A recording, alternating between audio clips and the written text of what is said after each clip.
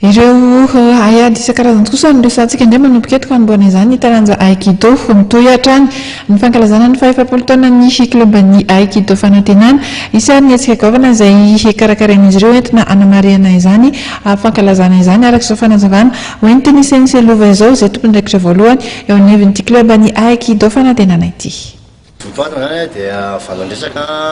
anazavana momba ny hoe éthique martiale sy ny hoe bijudo. Vonavinana ny dikany hoe bijudo dia voie de la guerre dia tao anatin'izay zany no nanasaina ny Sianina Ramelotry Charles nanazavan'izay valan-dresaka izay hoe inona ny fomba fatao ao anaty dojo zany hoe maninona no ny aikidoka no manao seza na mipetraka amin'ny tany dia miokoaka inona ny dikan'le sary eo ambonin'ny loha iny dia nazavaina teo zany hoe fomba fanaovany sy mariky ny fanajany zay zany no votoako hevitra lehibe teo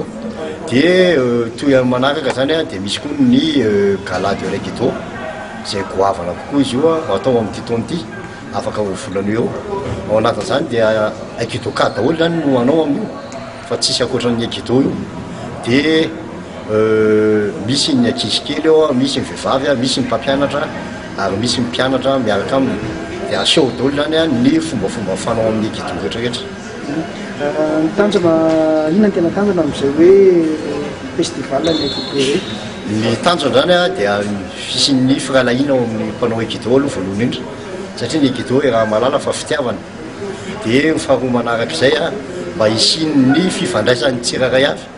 na club na ny mpianatra tsiraray izay anasaina ny rehetrarehetra zany amin'ny